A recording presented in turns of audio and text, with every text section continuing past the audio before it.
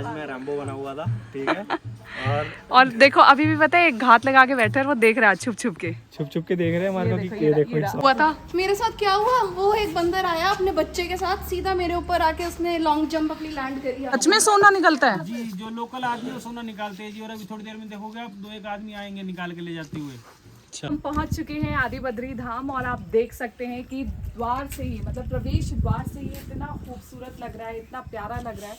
अंदर जाकर के बहुत ज़्यादा मन को मुझे लग रहा है शांति मिलने वाली है। और जब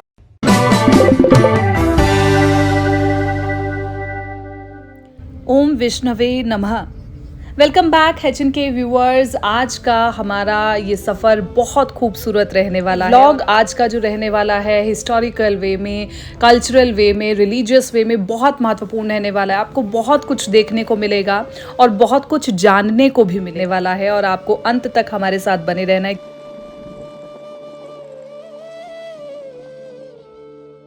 हाय एवरीवन, कैसे हैं आप सब? आई होप आप सभी बहुत अच्छे होंगे। आज हम एक और यात्रा पर निकले हैं और ये यात्रा बहुत बहुत अच्छी रहने वाली है। सबसे पहले मैं आपको बता दूं कि हम उस जगह पर आए हैं जिसकी हमारे सनातन धर्म में बहुत महत्वता है।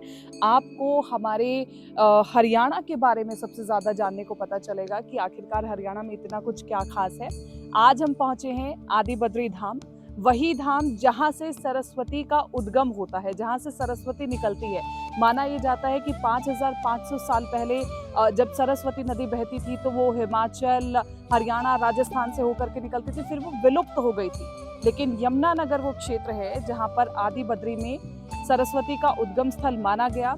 और अब हरियाणा सरकार इस पूरी कोशिश में है कि इसे दोबारा से धरातल पर लाया जाए, इस पूरे प्रोजेक्ट को। आपको अभी हम दिखाएंगे कि जो सरस्वती का उद्गम स्थल है वो कैसा दिखता है, सरस्वती कहाँ से निकल रही है, ये आपको देखने को मिलेगा।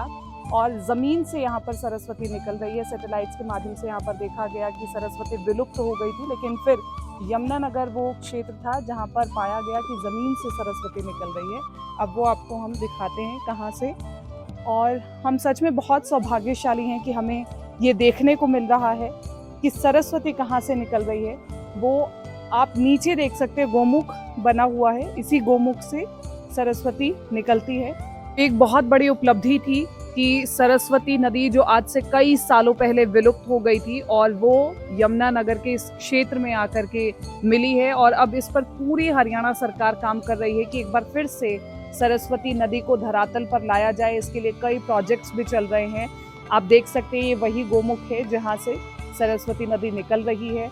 और यहाँ पर आकर के माँ सरस्वती का आशीर्वाद लेकर के आप अपनी यात्रा को पूर्ण कर सकते हैं, क्योंकि हमारे सनातन धर्म में नदियों का विशेष महत्व है और नदियों को माँ माना जाता है। तो माँ समझ के जीवनदायिनी नदियों को पूज करके ही हम आशीर्वाद प्राप्त कर सकते हैं। सरस्वती उद्गम स्थल के दर्शन करके अब हम अपने सफ़र पर आगे बढ़ रहे हैं और हम जा रहे हैं आदि बद्री और केदारनाथ के दर्शन करने के लिए।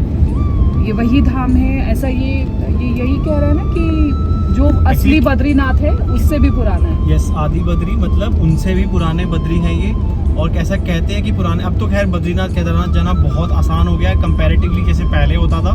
तो ऐसा कहा जाता है कि पुराने ज़माने में जब वहाँ पे नहीं लोग पहुँच सकते थे तो जिसने यहाँ के दर्शन कर लिए मतलब उसने बद्रीनाथ और केदारनाथ के दर्शन कर लिए, ऐसा कहा जाता था। तो चलिए आज आपको करवाते हैं आदि बद्री और केदारनाथ धाम के दर्शन, जो कि स्थित है आदि बद्री हरियाणा में और जो कि है कलेसा जंगल के बीचों बीच।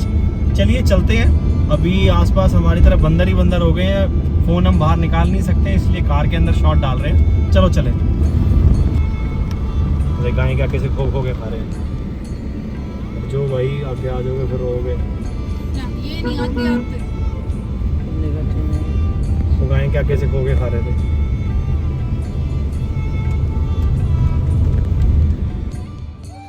बेहद सुंदर नज़ारा। ये लाइनों में जो गायें जाती हुई दिखाई दे रही है, इनके बारे में जब हमने आसपास के लोगों से पूछा तो लोगों ने बताया कि जो गायें सड़कों पर आवारा घूमती है, जो दूध देना बंद कर देती है, बूढ़ी हो जाती है, जिन्हें लोग सड़कों पर ऐसे ही छोड़ देते हैं, उन्हीं का लालन पालन यहाँ पर किया जाता है। जान करके बहुत अच्छा लगा। और वैसे भी जब हमने देखा है बचपन में श्री कृष्ण गैया को चराते थे तो उनका एक अलग ही रिश्ता दिखाई देता था। तो आज निश्चित तौर पर ये सब देख करके भगवान बद्री नारायण खुश होते हो। मैं पूरी जो बचपन के अंदर तीर बनाने की चीज होती थी ना वो ले रहा था। अभी चलो आपके पास वो आ गया। क्या कर रहे हो ये? कर रहा है ये, क्या कर रहे हो? वो देखियो बंदर आने को तैयार खड़ा हो। क्या हुआ था सलोनी? हाँ जी क्या हुआ था? मेरे साथ क्या हुआ, वो एक बंदर आया अपने बच्चे के साथ, सीधा मेरे ऊपर आके उसने लॉन्ग जंप अपनी लैंड करी आके। उसे एक्चुअली अपने बच्चे का मुझे लगता है डर लग गया होगा। अरे सलोनी के उसको साथ, ये नहीं सलोनी देखा कि के एक साथ बच्चा ये, घबरा सलोनी के गया। साथ ये होता है। वैष्णो देवी में इसके ऊपर लंगूर ने अटैक किया था। सलोनी इतिहास कायम करते हुए। गुलेल रेडी, उसको दिखनी चाहिए बात। ये देख सामने खड़ा है आई कांटेक्ट बनाने के लिए। बंदे कहाँ गए यहाँ से? वो रहा उधर। ये देखो, एक घात लगाए बैठा है ये घात लगाए बैठे हैं। तो हम पहुंच चुके हैं आदि बद्री धाम और आप देख सकते हैं कि द्वार से ही, मतलब प्रवेश द्वार से ही इतना खूबसूरत लग रहा है, इतना प्यारा लग रहा है। अंदर जाकर के बहुत ज़्यादा मन को मुझे लग रहा है शांति मिलने वाली है। और जब हम अंदर जाएंगे तो हमें, मुझे यकीनन ऐसा लग रहा है कि बहुत अच्छा लगेगा। अंदर हम कोशिश करेंगे कि हम पंडित जी से जान पाएँ कि क्या महत्वता है। आप, मुझे पता है कि आपको लग रहा होगा कि मैंने एक तीर्थ यात्रा में हाथ में डंडा क्यों ले रखा है, क्योंकि जो तमाम जो बंदर हैं यहाँ पर कहीं ना कहीं वो हमारे ऊपर अटैक करें, क्योंकि हमारे पास प्रसाद है। उनकी कोई वैसी नियत नहीं है। हमारे पास खाने की चीज़ें, तो उन्हें लग रहा है कि चलो तो ये भी चलो हमारी एक तीर्थ यात्रा में एक अच्छा फैक्टर है, एक अच्छी सी मेमोरी है। इसको भी हम साथ लेकर के चलेंगे। तो आइए हम दर्शन करते हैं।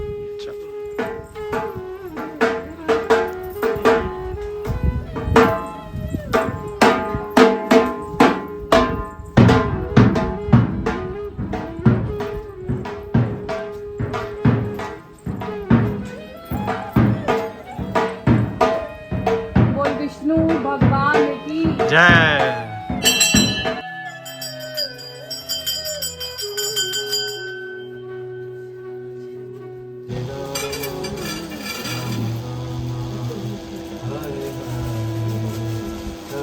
के बाद आया हूँ यहाँ पर। अच्छा, इस साल में बहुत कुछ चेंज हो गया। बहुत कुछ चेंज हो गया। 2003 में आया था आखिरी बार। किधर से आए थे? नहीं, मैं यमुनानगर से बस जॉब के लिए बाहर निकल गए। अच्छा अच्छा, अभी रक्षाबंधन पे घर आए थे वो अच्छा, तो लगा थी नहीं जाके आना चाहिए। बहुत अच्छा किया, तो बहुत फिर अच्छा।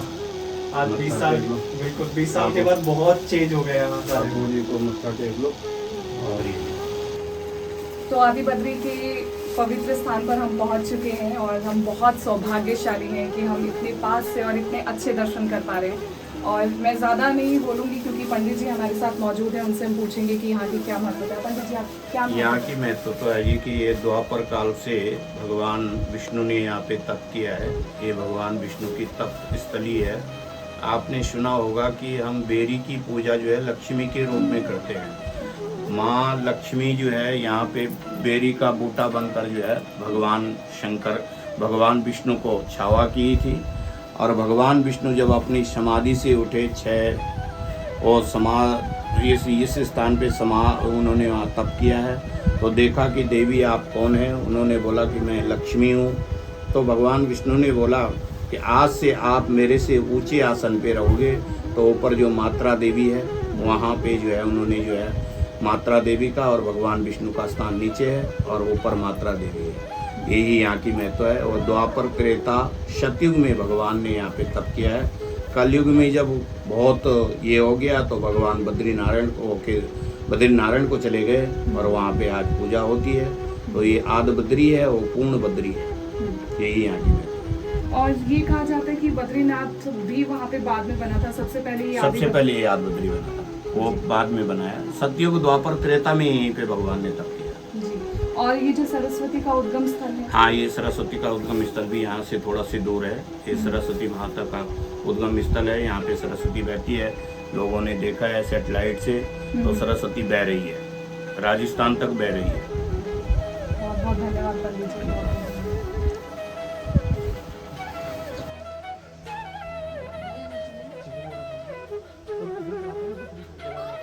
सोना निकलता है जी।